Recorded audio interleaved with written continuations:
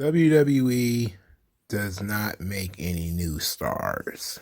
That's been the story for a really long time. But this Money in the Bank from July the 2nd, 2022 tells a different story. It tells the story of WWE finally doing what people want, and that is leaning into creating new stars. Now, we're going to talk about Money in the Bank. We're also going to talk about a criticism of this show that I saw. And the criticism of the show that I saw is that WWE hot-shotted this and that there was no storyline involved with the two Money in the Bank winners. And I have to tell you, it's not true. It's honestly not true. But we'll talk about that momentarily. First, we have to talk about the actual show itself. The women's Money in the Bank ladder match was an absolute mess. It was a mess. So, Shotzi, Liv Morgan, Alexa Bliss, Becky Lynch, Lacey Evans, Raquel Gonzalez, and Asuka went out there and somebody nearly died every time somebody touched a ladder. It was an exercise in how unathletic some of these women are and how difficult doing spots are when you only have been watching them on TV. The roughest night of them all came from Shotzi. Shotzi botched pretty much everything she touched on this show. It started with her trying to run up the ladder and one of her feet fell through it and she ended up falling down. She botched so much on this show that I literally saw people complaining about her and saying that she needs to be pulled from the match. She needs to lose her spot. She needs to get sent back down to NXT. It was all kinds of stuff. It was a lot of irrational, dumb hate for Shotzi. A lot of people kind of forgot that Shotzi had a serious back injury, and maybe that made her a little bit skittish. But this is her match. This is her match type. She did this stuff on the independents all the time, jumping into piles of chairs and all this. That's why her back hurt. But she was one of the two people who looked really bad in this match. I'm talking looked really bad. And I think Shotzi actually did damage to her reputation in this match. And it's sad, but I really thought that she was going to bring it a little bit more, but she didn't. She was off her game. She had an off night. Another person who really didn't do that well tonight was Raquel Gonzalez. When she was trying to lift the ladders and she didn't really get the ladders up, it's like, what is all these muscles you got for? Now, I know she's a woman. Her upper body strength is going to be a little bit different, not quite going to be man-like, but she didn't really execute some of her strength spots very well. But the chief problem with this match was some of the clear choreography where somebody is waiting for somebody else to do something. It's, I grab this and I'm waiting for you to grab your part of this so that we can move around together. And it was just incredibly obvious, and it was very, very weird to see. It wasn't a terrible match.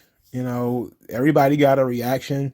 Lacey Evans was getting booed when it looked like she was going to win, but Lacey Evans' new style, which includes leg sweeps and running uppercuts, I actually enjoy it. I like it. Now, I may not like the character that much. I think the character has a little too much pathos, to the point where certain people are starting to sort of regurgitate the pathos. What I mean by pathos is too much heart. It's too sympathetic. Some people are just angry at the pull yourself up by your bootstraps nature of the character. Some people just doesn't see it as being as charismatic and fun as the sassy Southern Belle. I don't think we've seen what this character can do yet. So I'll give it some time. But she was getting booed. Lacey Evans is not who they wanted to win. Raquel Gonzalez was also not who they wanted to win. They were okay with Becky Lynch. When Becky Lynch tried to climb, they were okay with that. Speaking of Becky Lynch, her outfit, which she came to the ring in, she looked like a Power Rangers villain. She looked like something out of Devilman. I have no idea why she decided to dress that way. She just does stuff. And she's adding more elements to the character subtly. Like she's doing paint on the face and paint in the hair. So it's like green spots in the hair, green streaks in her hair. And it's like green stuff on her face. And I'm guessing, it's her physical change to match her inner change. She's becoming manic and very obsessive, and now she's becoming that on the outside too, but she's also delusional and sees herself as being a bigger star than she really is. And so now she dresses like something that walks that strolls along the catwalk. She looks ridiculous.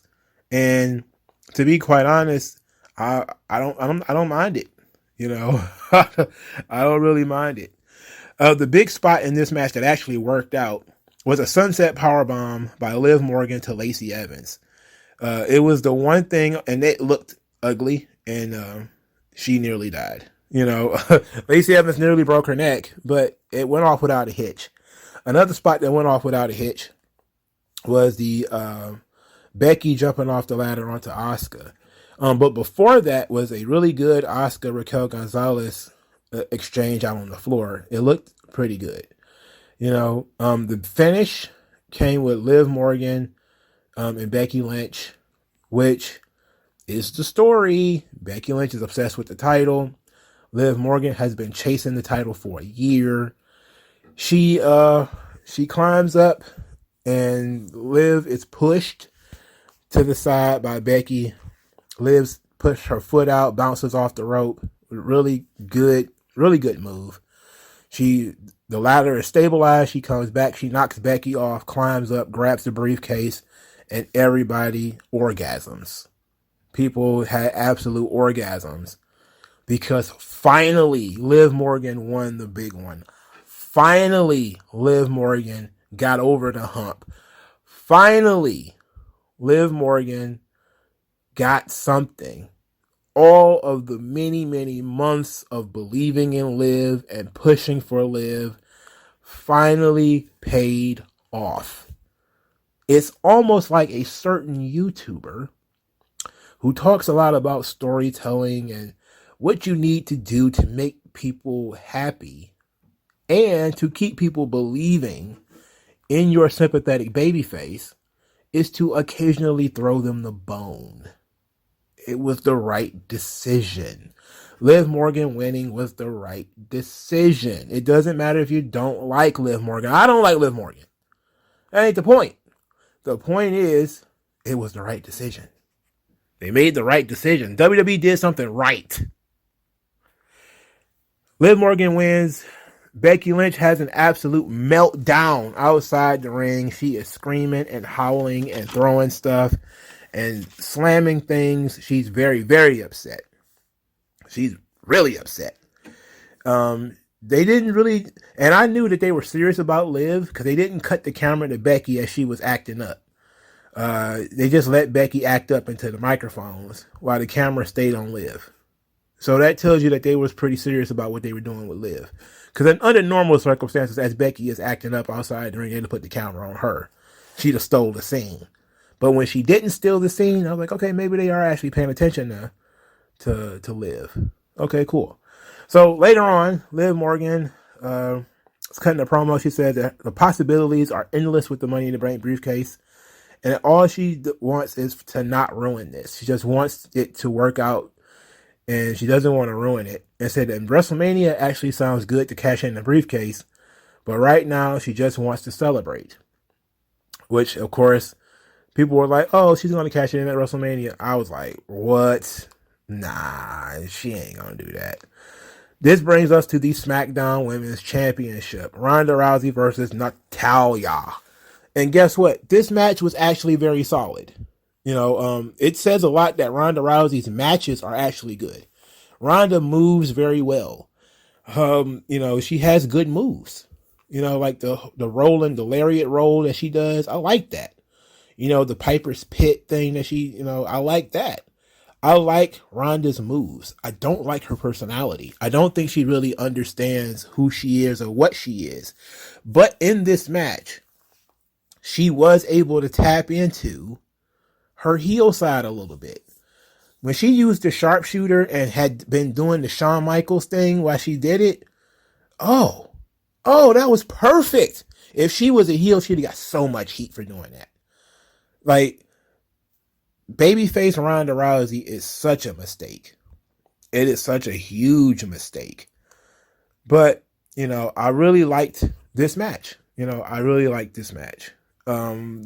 sharpshooter on the ring apron about Natalya, interesting spots. I don't think I've ever seen it done that way before.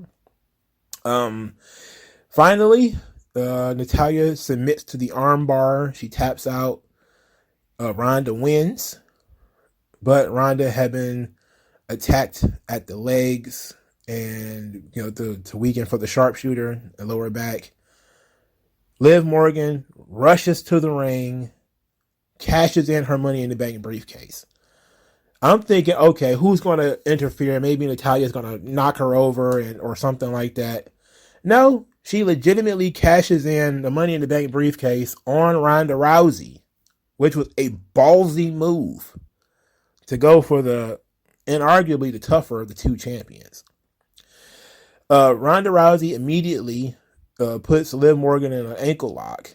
And she's in the ankle lock for a little while. Maybe a little too long for my taste. But Liv finally escapes the ankle lock, ends up kicking Ronda in her already weakened leg, uses a roll-up, and wins the SmackDown Women's Championship. The crowd orgasms again, because now Liv has achieved her dream. She's done everything she's planned to do in wrestling. She's finally done it. She's finally got there. She's finally a champion. Everybody's very excited. They do the Ronda Rousey reluctantly hands the title over. She was being a good baby face here, but they planted the seeds that she's going to turn heel. And I think that's what we're looking at here. I think we're probably going to look at Ronda Rousey heel turn, as they probably going to have to do a proper match later. But I'm not a big fan. I will say this up front. I'm not a big fan of the baby face cashes in the Money in the Bank on a weakened champion. Yes, Liv is an underdog babyface, which is different from like a Big E who wouldn't be an underdog babyface. But I still don't like it. I still don't like, the babyface cashing in on a weakened opponent. It's not something a babyface should do. It's too easy. It's unfair. Babyfaces should uphold some kind of value. If you're going to be a certain kind of babyface, there are certain kinds of babyfaces that might, give the heels their comeuppance. A Stone Cold Steve Austin, a John Moxley, who may bend or break the rules. Those guys are okay to do that kind of stuff. But Liv Morgan, no, she shouldn't have been doing that. She should have challenged the champion and won or lost, however that was going to go. But doing it the easy way, I think not only cheapens her win, even though people don't care really because she's finally the champion, so they really don't care. But to me, it seems like it cheapens the victory because she didn't really beat the champion as much as the champion survived the match and then she came in and stole one. So I was kind of like, I don't like it. But anybody who thinks this was hot-shotting, where have you been for a year? They've been building up Liv Morgan to finally win a title for a year. They have been putting all of this effort and time into telling the story of Liv Morgan while she was chasing the Raw Women's title. And she then got sidetracked with the tag team thing. And she found a little bit of edge for herself there after the tag team feud, when she was feuding with Rhea Ripley. She found a little bit of edge. So, a little bit of a harder edge, I should say, because I know there's a wrestler named Edge. So they've been telling this story for a while now, that Liv is out to prove herself and finally prove that she can win the big one and become the champion and win a title and be a star in WWE. It was one of the feel-good moments of this show to see Liv Morgan win the Money in the Bank. Even if you don't like her. It's the same thing with Kofi Kingston when he won the WWE title. Even if you don't like him, the moment shouldn't be lost on you how excited and ecstatic other people were at it. And even though I believe I picked Liv Morgan to win, I could pat myself on the back, but it's just basic storytelling. It's basic storytelling that sympathetic babyface has to go over.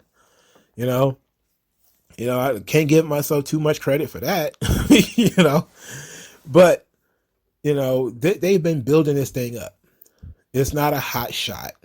I could see them going in a different direction with Ronda for this, or maybe Ronda wants more time off and we go in a different direction.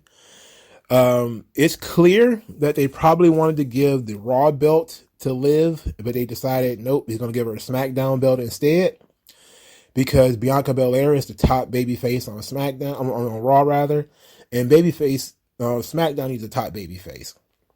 So they decided to put Liv Morgan in that spot. Now, a lot of people have said, well, she's just going to end up like Nikki. And the difference is Nikki wasn't over when she won the title. Nikki was not over. Liv is over. That's the difference.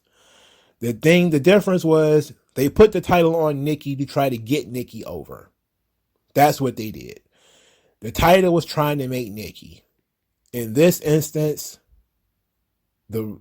it's still kind of the title trying to make Liv instead of Liv making the title, but Liv is already over.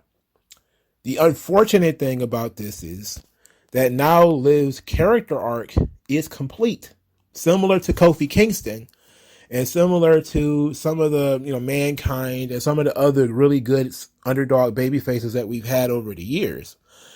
Now that her story is over, we have to do something new with her. And she has to be a credible and competent champion, which means she has to get booked better, which means she's going to have to get better, specifically on the microphone. She's going to have to find a version of herself that works. Now, is she ready for the shark-infested waters of wrestling Charlotte and having a regular singles match with Ronda Rousey? Or, getting in there with Sonya Deville or somebody like that? Is she ready for that? That's a definite we'll see. That's just something we'll have to see. Because I'm not completely sold on her being able to survive too long as a champion. I would have preferred if she held the briefcase. I know a lot of people have criticized that too, that the women's Money in the Bank is almost always immediately cashed in on. It's not, carried around like the men's Money in the Bank. And treated with all the importance and all the anticipation. And I can agree with that to a point. But at the same time, do we really care? No. No, I don't really care. So Liv walks in, kind of an underdog and walks out the champion. Should be an interesting episode of SmackDown where we try to decide who is going to be wrestling Liv Morgan and how they're going to book her going forward. Because she can't be happy-go-lucky Liv anymore. That's at that point, this has got to stop. We have to move on and mature this character and grow this character. She has to do something else. But it was great to see the outpouring of positive energy from people who were very excited that Liv Morgan won the Money in the Bank. All right, they showed the Cody Rhodes package where he talked about the men's Money in the Bank. Then we had a United States Championship match where Bobby Lashley defeated Austin Theory, or whatever we're calling him these days. Bobby is over huge in Las Vegas. Tons of Bobby chants. It was great that people understand that Bobby Lashley is the man. He's the guy. He's that guy. They had a really good match. There was some slight botches here and there, such as when Theory jumped and Bobby Lashley was supposed to catch him. He caught him, but he kind of stumbled a little bit and ran before he ran him into the ring post. That rolling gorilla press thing that they did, where Austin Theory rolled into the ring and jumped, and then Bobby caught him into a gorilla press. That was nuts. That was nuts. You know, these two guys really went in there and did good. They really went in there and had a hell of a match between the two of them. Bobby Lashley wins with the Hurt Lock. Surprise to me. I didn't think they were going to take the belt off Theory. A pleasant surprise. Bob winning took me completely by surprise. It was a good surprise, though. So Bobby is United States champion. Bobby Lashley and Gunther are going to be responsible for being the top heel and babyface, respectively, for SmackDown and Raw, and reigniting the mid-card titles. Bobby Lashley is super over. There's definitely some people for him to work with as United States champion. He's going to be a great one. He should probably be wrestling for the world title, but I'm just going to accept what I got. You know, for right now, I'm going to accept what I got. I don't know what it is about Bobby Lashley where they just won't put him in the appropriate position, but I would rather have him winning than losing. And the audience seems to care more about him now than ever before. So this works for me. All right, so Austin Theory pouts after the match. He's very disappointed in himself. He's very upset. He's very perturbed that he lost. This leads to the men's Money in the Bank ladder match. Seth Rollins, Riddle, Omos, Madcap Moss, Sheamus, Drew McIntyre, and Sami Zayn are in the ring.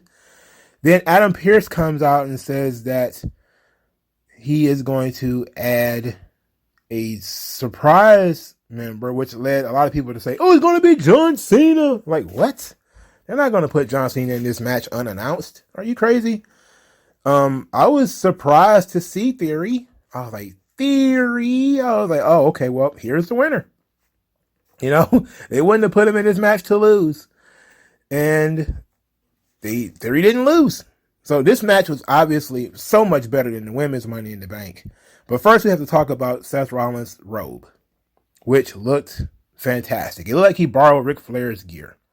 It looked great. You know, I really like that Seth Rollins has decided he don't give a fuck anymore, and he's just going to dress however he wants. And if he's going to look like a corduroy couch, he's going to do it. So he did it, and I don't have a problem with that. All right, Sami Zayn was absolutely fantastic in this match.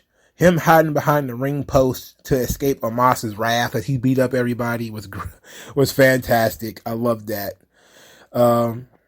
Riddle did the floating bro from the top of the ladder and was smiling afterwards, kind of laughing, I guess, at his own silliness at how he was able to do it. But it came across as being very safe. I love the powerbomb of Omos through the table when everybody ganged up on him and powerbombed him through the table. That was a great spot. What a great, fantastic spot. I love that spot. It was a wild spot. You know, because it was, for starters, how many times do you really see big guys like him put through tables that way? I don't think I've ever seen it. That was really well done. Butch's interference to choke out Drew McIntyre and cost him the match. Useful. I didn't have a problem with it. To me, it's no disqualifications, no countouts. So sure, we're going to have a run-in. It's rare that you see run-ins at Money in the Banks, but okay. The RKO from the top of the ladder by Riddle to Seth freaking Rollins was absolutely wild. It was insane. Riddle was getting really the MVP of this match and the MVP of any Money in the Bank ladder match that took place on this show. He was fantastic. So Theory wins the top rope ladder duel with Riddle, and he pulls down the briefcase. People are absolutely furious. They're very, very angry. The crowd is angry. The people on Twitter are angrier. I'm talking, they're very mad. They're shoving Theory down our throats. They're hot-shotting it. There was no build to this. And it's like, it's really weird because WWE is the one who kind of spoiled it, you know, and it put the seed in my head that the entire storyline with Austin Theory, I remember how it started. Where Theory stole the egg and all this kind of stuff. And one of Vince McMahon's lessons to Theory was to expect the unexpected. And a lot of people were like, oh, that's just old man Vince talking gibberish. It's like, no. Remember, he was a surprise entrance. Unexpected. An unexpected entrance. And people were angry at him for being an unexpected entrance. Like, they literally, this is the good thing about WWE. Because it's storyline driven and character driven and not, move and match driven, you can actually pick up on their body language, how everybody looked at Theory at the same time angrily, because it's clear he's being put in this match not having earned it. Because he didn't have to qualify. He didn't even have to wrestle in a qualifying match. In fact, he lost earlier. So they're all pissed at the privilege that he's being given here. And we know why he's being given this privilege, because he's the new number one guy of Vince McMahon. So it's clear he's the chosen one. He's going to get special privileges. And, so you take together the mentorship of Mr. McMahon, the expecting unexpected, and we smushed this together. And now we got Theory as Mr. Money in the Bank from the men's side. A complete and total surprise. Nobody had Theory. Nobody had Theory on their bingo card as the Money in the Bank winner. And to me, that makes it successful. The heat that he is getting makes it successful. They very easily transitioned him away from the United States title. They didn't waste any time in doing so. And so he did really good in his match. He lost like a gentleman and he moved on. All right. I'm not thrilled about that, but can Drew McIntyre and Sheamus really be upset? They didn't have to win matches to qualify. They just had to wrestle in matches. They didn't even win them. They just wrestled. And then they got, I think they did win their spot. They had to beat the Usos, which was stupid. It was real stupid. But they were in before they got taken out and then put back in. So it was all done from the jump. So I'm not upset at Theory winning. He's very good. He's playing his character fantastically. He's really under people's skin. The idea that he's being super pushed and pampered and privileged is the right move. It's what the fans actually feel now. They're feeling like Theory is getting pushed too hard. He's getting pushed too heavily. Why are you pushing this guy so strongly? He's mid. Why are you pushing this guy so strongly and so heavily? He's not good enough. Why are you doing all this stuff? And it's like, you don't know you're playing into the storyline when you're saying stuff like that, because the entire point is his career is being elevated, not because he's really, really good, but because of Vince McMahon. And he is in some ways becoming the new Seth Rollins, where Seth Rollins was a really good wrestler who got elevated because of his association with Triple H. And that's similar to what we're doing here with, Austin Theory, where does this mean he's going to be like the corporate champion? No, I'm not saying that, but I am saying that him being the handpicked chosen guy puts him in that same space as Drew McIntyre and Roman Reigns. See, WWE does the chosen one as sort of a character arc where you start out as a prospect. And then through trials and tribulations, you finally get to the top. Drew McIntyre chose the hard and arduous road of, 3MB and getting fired and coming back, going through NXT. And you can supposed to be able to relate to that story of him struggling, with his inner demons and coming from multiple generations. Roman Reigns, of course, is all legacy. Who his father is, who his cousins are. And you think that, Roman's only getting this stuff because he's cousins with The Rock, which of course we play into a little bit here with this whole tribal chief head of the table stuff. And now Theory is in this same position and he's being handpicked, groomed by Vince McMahon. And Vince can never be wrong, right? So if Theory lost to Bobby Lashley, okay, well, move on. You know, impress me. Move on. Went and did something else. Became Mr. Money in the Bank. So I like it. I like Theory winning. I like the WWE leaning into the newer, younger talents, and I don't see a problem with it. I may see I would like for Theory's character to mature a little bit more.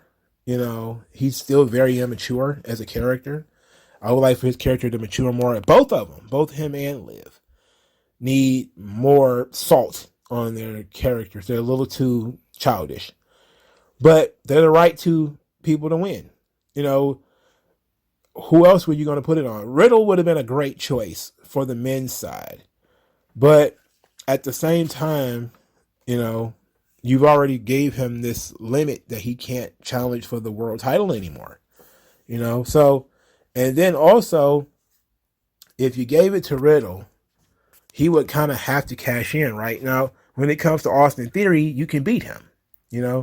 He can, because he worked for the briefcase in so much as that he won the match, but he didn't earn his spot.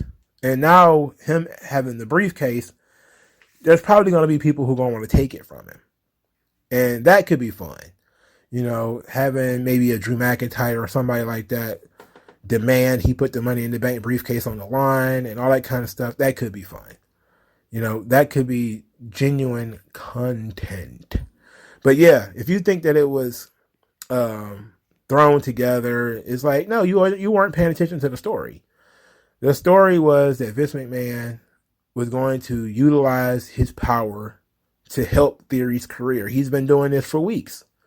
Now he just stopped appearing on TV because he appeared enough on TV in order to get that storyline over. And they did those very short vignettes. That was enough to show people that, Vince is guiding his career. You didn't need much more than that. Did you? Did you need more than that? I didn't. So what more is there to say? As for the rest of the show, it goes thusly. Bianca Belair dominated Carmella to maintain Raw Women's Championship. Carmella attacked Bianca Belair after the match, which of course is now teasing a second match between these two. And I am not a fan of that. I'm just glad Bianca won and they didn't do anything stupid like, having Liv cash in. But they did a nice little tease there by having Carmella jump her from behind. The tag team championships, the Usos versus the Street Profits. This match was very slow at first, and I think the crowd was kind of out of it. It was, I dare say, maybe even going borderline stinker material at the time. And then it slowly built up. And by the end, we were all bought in. I think it just started out a little too slow. That's all. It just started out slow, and it took the crowd out of it. But the Street Profits are so good that, of course, they got the crowd back into it. The one and done led to the pin. Montez Ford argues that his shoulder was up and that he should not have been pinned. He was very upset. He was very angry about this. And I'm guessing this is going to lead to a Street Profits rematch. I guess so. I'm not thrilled with that idea. I'm not married to it. But it just seems to be the position that we're stuck in right now in terms of where we are in with WWE's tag team division, which is absolute basura at this point. It is not good. Not good. But Montez Ford continues to turn up and be very good and be awesome all the time. Never change, Montez Ford. All right. So, only thing that leaves left is the mysterious vignette, which they showed on Money in the Bank, that featured a lot of memorabilia. A lot of the memorabilia was like a Latino Heat license plate, Kurt Angle's gold medals, Devon Dudley's glasses, and it's supposed to be, there's some Christian crosses, there were some churches and stuff like this. A lot of people have said, oh, it's Bray Wyatt. Other people have said, oh, no, it's Edge. It's Edge's return, because Edge has history with Kurt Angle and the Dudley Boys and Eddie Guerrero. He's wrestled all of those guys. Now, the conspiracy theory is that it's going to be Bray Wyatt, and this is all one big red herring in order for Bray Wyatt to make his triumphant return to WWE. And look, far be it from me to chicken scratch all over your head canon, but I don't believe at all that it'll be Bray Wyatt. I think it's far more likely to be Edge. Edge's big return coming through vignettes could be fun, but it definitely depends on how much information the vignettes are going to give away, because I think a lot of people can pretty much just say it's Edge right now because of sort of the iconography that they've been using. But it's not guaranteed, because we don't know what step 2 might be, if there's going to be a step 2. But I'm willing to accept it if this is going to be the only thing we get before Edge returns, as long as they try to explain it.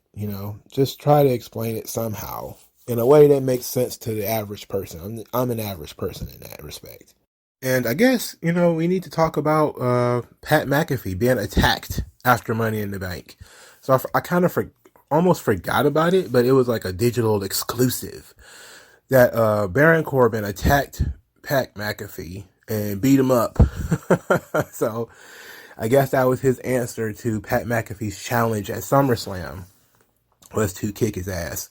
In addition to this, Logan Paul, they showed the Logan Paul promo where he talked about he's coming for the Miz after he signed his contract. So I guess that, Miz is going to have his response on Raw. So they're shaping up SummerSlam, which is actually in July the 30th now. So it actually feels like it's going to be in summer. So, but it's approximately 3 or 4 weeks right after Money in the Bank. So it's not a lot of wiggle room here. So this is actually a pretty good show. And it was a great picture of Vince and Stephanie and Triple H and Pat McAfee, of all things, at the UFC fight. And Pat McAfee is wearing a neck brace, and he's really selling it. He's selling that he got beat up by Baron Corbin. So this is good. I love this. Pat McAfee and Baron Corbin. Now, it's not exactly the most tantalizing of matches, but I'm okay with it. I'm all right with the Baron Corbin thing. Theory being Money in the Bank winner. This was great. Liv Morgan, also great. I really wish, the only problem I have is I kind of wanted Liv to hold it a little while. And that seems to be a big issue, is that people are kind of like, well, the women's Money in the Bank winners don't seem to hold it. They don't seem to, but I like the idea of it, of them getting one of the Money in the Bank briefcases out of the way.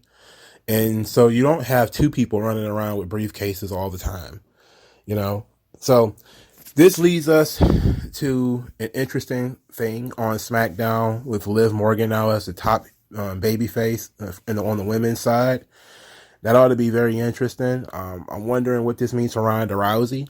That's one of the things that I'm kind of looking at, is like, all right, is Ronda going to be like Brock Lesnar, where she's the champion, and if she's not the champion, she's not going to be around?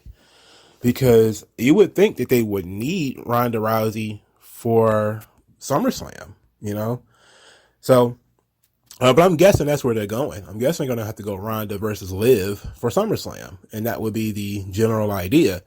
And the build up to which would be, Ronda maybe taking some shots at Liv. Maybe we're going to get Ronda finally turning heel, which is very necessary. Ronda needs to turn heel. She needs a heel turn. And I think Liv Morgan is the perfect catalyst for that heel turn. And Theory, I don't see him cashing in the Money in the Bank anytime soon. I think they're going to likely tease it with Roman and Brock, but I think they're going to give him a hard time. Is it a little too soon for Theory to be, walking around with the briefcase and potentially being world champion? I just think that, like I said, both him and Liv Morgan, their characters have to mature, But other than that, if they're ready if they think he's ready for it, go for it. But I don't think he's actually going to win the title, though. I think he's probably going to, I think it's a smash glass in case of emergency kind of thing where, there's going to be a time in which maybe they're kind of tired of Roman not being around, and they're just kind of like, okay, smash glass, put the belt on Theory, and maybe he won't even be champion very long.